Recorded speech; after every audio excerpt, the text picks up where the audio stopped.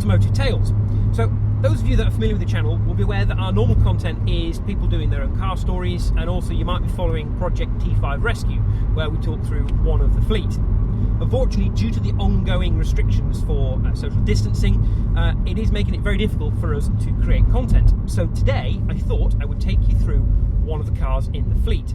So obviously, you've already seen the T5, and today we're in something a little bit smaller, but equally as fast, if not faster. So today, we're going to look at a Mark II Phase 2 Clio 172. This is probably not quite the smallest car in the fleet, and maybe not quite the most powerful car in the fleet, but it's certainly the fastest car in the fleet. We've had this car since 2014, so we've had it about 6 years, and it's just clocked over 50,000 miles, so 50,500. And I have to say, this is probably the favourite of my cars to drive. My 172. Okay, so I maybe stretch the truth a little bit. This is our 172. My 172. Fine, her 172. Allow me to introduce you to Rachel, my long-suffering wife. No comment.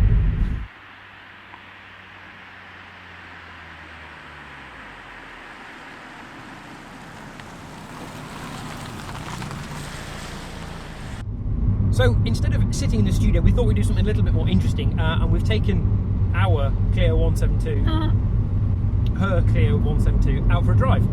Well, she's taken it out for a drive, I'm sitting in the passenger seat. So Rachel, why a Clio 172? So I'd had a Mark II Clio 1.2. It was really good fun, really easy to throw around the little country lanes around by us. But I wanted something a little bit pokier, try and match you in some of the cars that you've got. And I think it worked. Yes.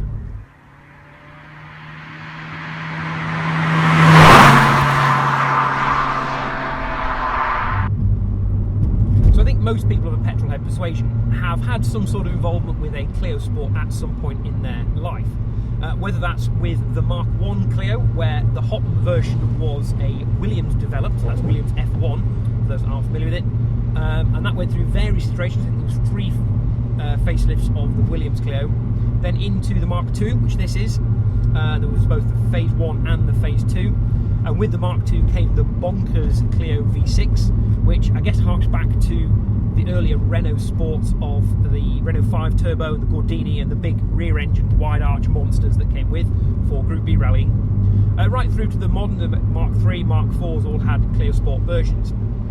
But this was our version of choice. It's almost like it was meant to be. We went out looking for a fast Clio, and we found this particular example. It had one owner from new. At the time, it was just shy of 40,000 miles. I think it was like 39,500 when we found it. There. And it was for sale at a dealership less than 3 miles from where we were living at the time in Loughborough. We went to test drive it. You drove it. Yeah, obviously. I drove it maybe a little bit harder, and was smitten instantly. So after you test drove the car, what was it that really sold you on the car? The fact that it was completely original was quite unique, because most of these are made into track cars, which is obviously something that we were thinking about doing with it as well. It had one lady owner from new, very careful lady who was in a kind of 60s, 70s according to the dealership, which you never know if it's quite true or not, but the way that the car had been looked after and maintained at dealers only or Renault specialists, and the fact that everything was completely original on it kind of lends itself to the fact it had been definitely very carefully looked after. So most people turn Clio 172s, 182s and all the other variants that go with into track cars because they are perfectly set up for it. It's essentially what they were built for. But what that means is there's very few original examples left on the road. So Rachel, have you ever thought about modifying this car? Yeah, definitely. Like I said, when we first were looking for Clios, we weren't necessarily looking for one which was quite as original as this. And because we looked out with how original it was, we've then decided to not do anything with it at all. But a lot of people do change the spoiler typically for a cup spoiler. It's a little bit longer, looks a little bit sportier. They put spacers on it as well, and generally you can lower it a little bit because it does sit quite high for what's a kind of a hot hatch. I've decided to do none of those things. I actually quite like the fact it's a bit of a stealth sporty car right now. It looks really quite similar to the 1.2 that I had. You kind of have to be into Clios, I think, or into Renaults to really spot the difference. So what's unique technically about the 172 compared to a standard Clio? So obviously the engine is the big difference in a 172 compared to a 1.2. So this is a 2 litre 16 valve twin cam with variable valve timing. So that's the big difference between this and the 1.2. There's also some differences in the suspension, the wheels, a little bit about how the exterior looks, but not many differences there. And there's quite a variety of Clios, isn't there? Or Clio Sports, I should say. It's almost boggling the variations of sports that you can get, and there's sometimes a bit of a debate over what the exact differences are between them, but you have got the Mark II, which this is a variant of. You've got the Phase 1 and then the Phase 2. You could then get this 172 as a cup variation as well, which is just meant to be a bit of a sportier version, a bit lighter than the standard 172. So they did the Porsche thing where you pay more and get less? Yes, essentially, yeah. You've then got the 182 Cup and the 182 Trophy. They're all Mark II variants. So again, the Cup and the Trophy are more sporty versions of the standard Sport, like more ready for a track, so lighter glass, for example. You don't get any aircon, which I kind of like the aircon option if it ever works. And then you finally get the Mark III Clio, so that's the 197 and the 200s, which are the more modern Clio body shapes that people are probably familiar with nowadays. So the trophy's quite an interesting one, isn't it? I'm led to believe that Harry Metcalf of Evo magazine and Harry's Garage, and even he's actually got a channel called Harry's Farm as well, interestingly, if you haven't seen it. He has a Clio 182 Trophy, which I believe he test drove for Evo, and after they'd finished test driving it, he refused to give it back to Renault UK because he liked it so much, he said, please sell me the car. Since then, it's stayed in his collection. I wouldn't be overly surprised. The Clios are definitely a fun car to drive. Sadly, we don't get this car out very often because there's not really the weather for it, and today really isn't the weather for it, but it's been sitting, not being driven for so long, it seemed criminal not to take it out for a spin. Now, we've got nothing better to do because we're effectively, in Tier 3. In Tier 3. So we can travel together because we live together, but that's about all we can do, so what better to do than go for a drive.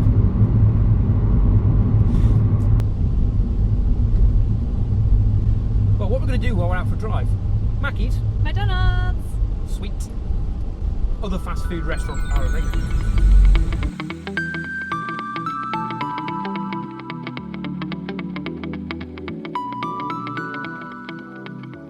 And the thing that sold us on this car, despite being at the top end of the price bracket, was that with one owner from new, relatively low mileage, it was completely original.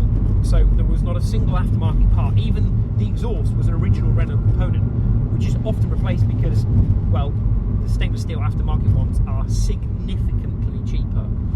I'd say about half the price. if not more. So there you go. So we found this example, I say completely original and unmodified. We have tried our best to maintain that. So although it's not dealer service, we go to a Renault Sport specialist in the Midlands. So that's Mick at Diamond Motors up in Long Eaton, who has looked after this from the day we got it. When we did first get it, he had a quick look over it for us and realised that the previous garage had done the cam belt on it and not quite got the timing just so. There's a very specialist set of tools and set of skills that go with getting the timing just right on these cars. So with a new timing belt, Mick effectively transformed it. It was like a different car. She was running beautifully. When we could really enjoy it to the max rather than being cautious about it because we knew that something wasn't quite right. Yeah. Let's be honest, it really comes alive at the top end of the rev range. Not something we're going to really see a great deal of today because it's, well, it's winter, it's wet, it's grey and it's miserable, which means the roads are like an ice rink. I think he's telling me to slow down. I would never tell her to slow down. So for those interested in potentially buying a Clio Sport like this, being a 172 or a 182, how easy is it to live with? I'd say it's definitely very easy to live with. Swapping between this and the Volvo is a bit of an experience, given that the Volvo's new. It's got nice light steering, almost has a better turning circle than this, even though the Volvo's an estate. But I find it quite easy to live with. There's a couple of peculiarities with it, especially with the electrics. They have a habit of not working after a while if you leave it. It feels abandoned and decides that it doesn't want to work for you. That might just be my experience though, rather than all French cars. I wouldn't want to generalise. I do definitely have a bit of a soft spot for this 170. I had a 1.2 beforehand, and this is a definite upgrade from that in terms of performance and handling. From the outside, there's probably not too much of a difference in it.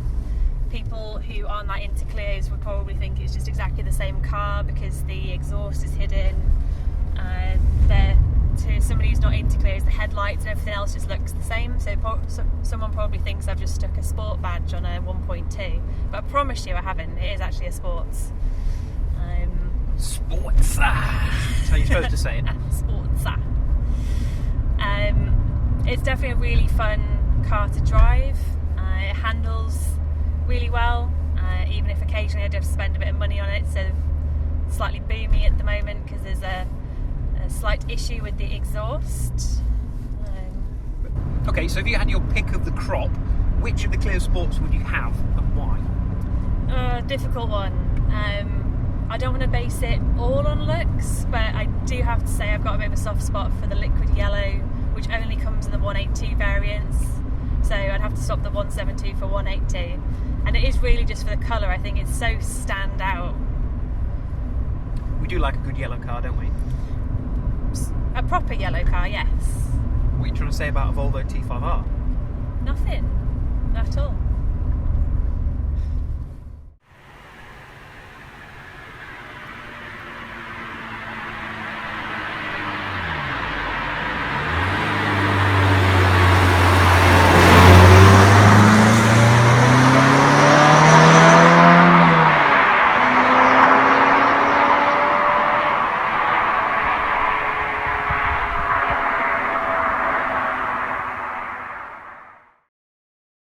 Might well be her car, but I do occasionally get to take the Renault Sport out on my own.